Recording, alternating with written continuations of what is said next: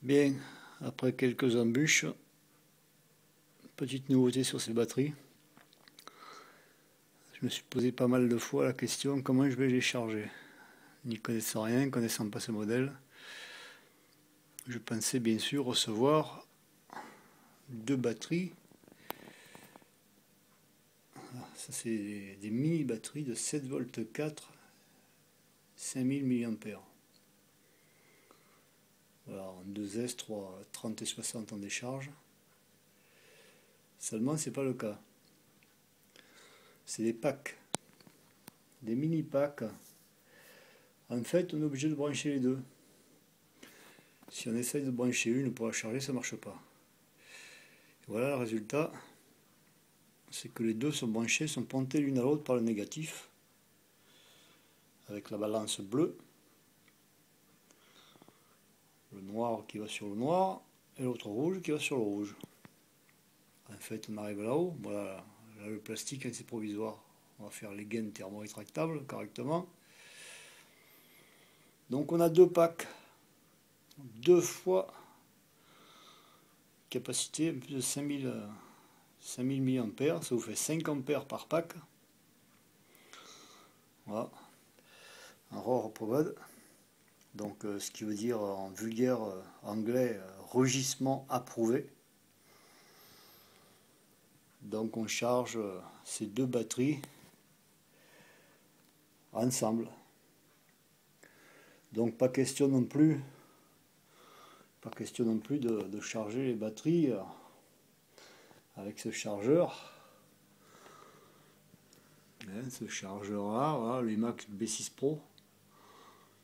Pas question de les charger en disant j'ai 7 v 4 deux fois, donc en disant que je charge à 14 volts, donc ça nous ferait du 5 ou 6S. Non, non. Là on charge en lipo en 5 ampères, 7 v 4 en 2S. J'ai pas pris du 3. J'aurais pu prendre du 3S mais je l'ai pas fait. Et avec ça en stock, donc j'ai décidé d'essayer celle-là avant. À savoir que le 3S tient plus longtemps en capacité que le 2S. Le 3S, on passe à 11 volts 1, que le 2S reste toujours à 7 volts 4. Et le 1S, je crois qu'il doit être environ 3 volts 7. La moitié de 7,4. Voilà, donc les packs sont prêts, sont chargés, pleine capacité. On a aussi ce petit module. Donc ce petit module qui nous sert à contrôler la capacité des batteries en pleine utilisation. Donc on le branche sur la balance. Alors sur la balance, ça va donner ça. Bien mettre le rouge sur le rouge. Donc ça va biper un peu. Voilà. En 2S, on se retrouve avec deux LED vertes allumées. Effectivement, on a quand même deux petites rouges. On peut s'apercevoir que deux petites rouges clignotent, très faibles. Mais tant que les deux vertes sont allumées, c'est bon. Dès que les rouges commencent à clignoter sérieusement, à s'allumer les quatre, là, les quatre ou enfin, pour moi je suis en 2S, donc les deux qui se trouvent en dessous des vertes, là, celle-là et celle-là, en 2S, dès qu'elles vont clignoter, ben, c'est le temps de capacité est terminé. Donc avec une capacité de 5000 mAh, c'est-à-dire 5 ampères par pack, je pense que ça va tenir assez longtemps quand même. En pack normal, c'est en pack nanotech mais normal, pas en saddle, on a des grands packs. Je dois en avoir un qui traîne là, je pense. Voilà. Donc là, on a aussi ces packs là. Voilà. Ça c'est des 2008, toujours pareil, hein. 2800 mAh en 2S. Toujours en lithium polymère, donc assez bonne batterie, c'est pas extraordinaire mais ça tient quand même. Ça c'est la même mais bon, rendu étanche, avec le Plastidip. Plastidip, on a fait un essai. Là voilà, 2200 mAh en 3S. Donc celle-là, malgré qu'elle soit en 2200, la capacité, donc en 3S, on passe en 11 volts. Hein. La capacité est quand même assez importante. Donc très bonne batterie. Et puis la dernière, bon ça c'est pour le GMED. Pour le GMED, on a pris celle-là, une active en 2250, en 3S, en 35C. Donc il devrait tenir le coup. Donc là, pour petite expérience, on va passer donc ce fil-là. Vous allez voir que de suite, on va changer de position de LED. Voilà. Là, la capacité est pleine. Comme on est en 3S, vous aurez donc sur ce sensor, vous aurez les 3 LED vertes allumées et une seule petite rouge qui clignote. Là, on entame la capacité de descente du voltage. Donc, c'est pas sorcier. Hein. Alors, vous laissez ça en permanence sur le véhicule. Votre véhicule, vous le laissez comme ça. Hein, vous laissez brancher vos trucs sur la voiture. La batterie, vous la montez, vous laissez ça brancher au cul de la balance. Et vous pouvez tourner sans arrêt avec la voiture ou avec l'hélico, avec n'importe quel engin. Hein. Et dès que ça commence à sonner, ben vous l'entendez.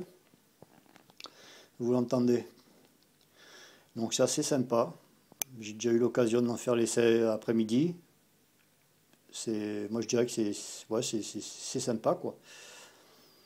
Tout simplement que vous risquez pas de tomber en panne de batterie puis de descendre trop bas dans le voltage parce que le lipo, si vous descendez trop bas, après vous avez du mal à les recharger.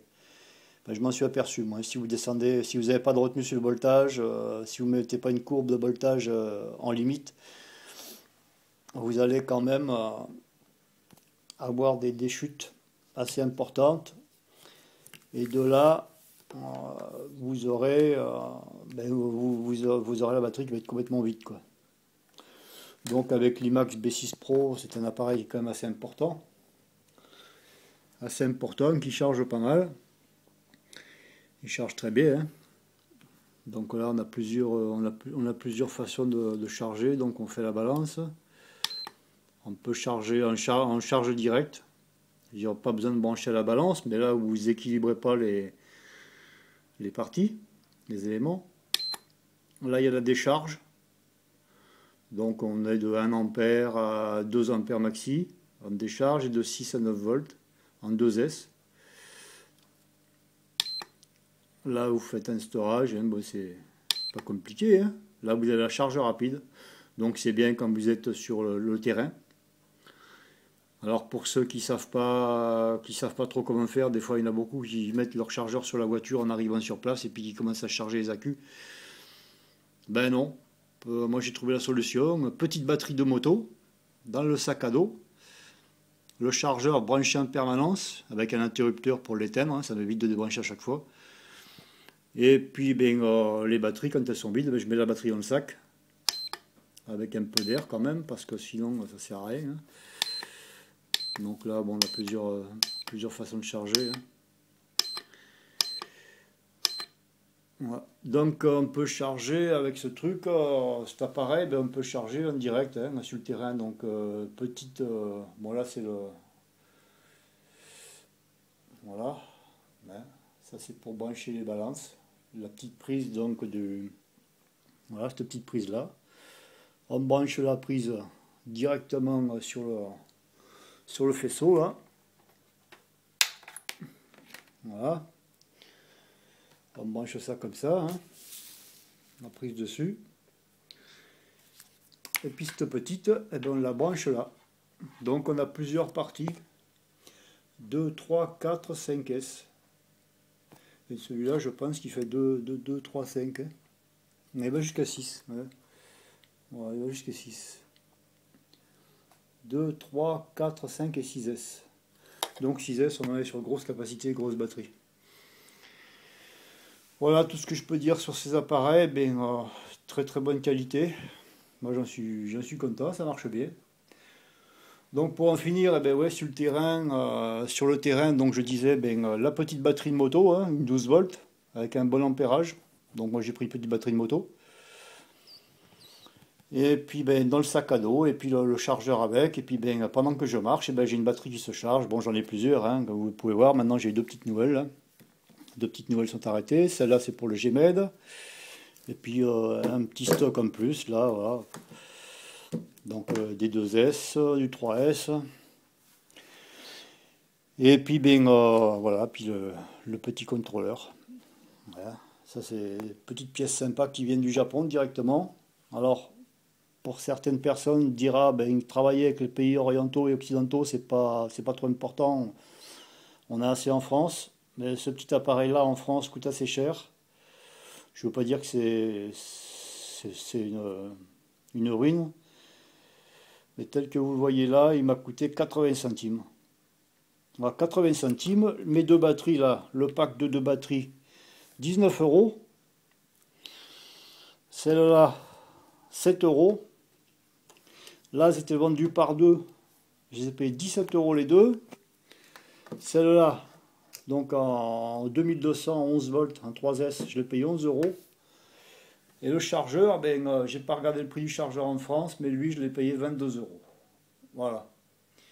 Et les balanceurs, j'en ai trois pièces comme ça pour différentes prises de batterie, parce que les prises sont différentes. Quand on prend Gropner, Rob ou autre, ils sont différentes. Donc j'en ai trois pièces comme ça avec les câbles et j'ai payé ça 5 euros. Voilà, avec toutes ces explications, j'espère que ça peut servir à quelqu'un. Moi, je me suis bien embêté, donc comme je répète, hein, ces deux petites batteries, elles iront sur la voiture en une fois, pour une seule charge. En deux, elles font un peu plus de 8 volts.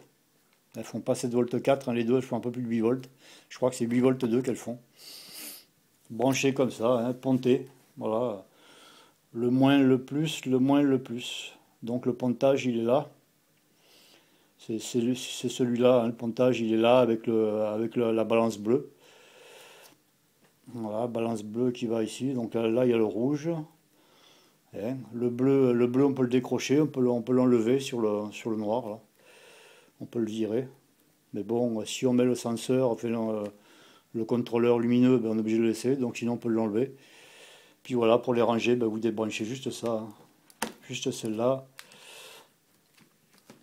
Voilà. On débranche le rouge. Et ça, on a le petit pack. Donc le petit pack, c'est bien pour ce protection. Là. Voilà. Donc le petit pack noir. Et hop, rangé dedans. Voilà.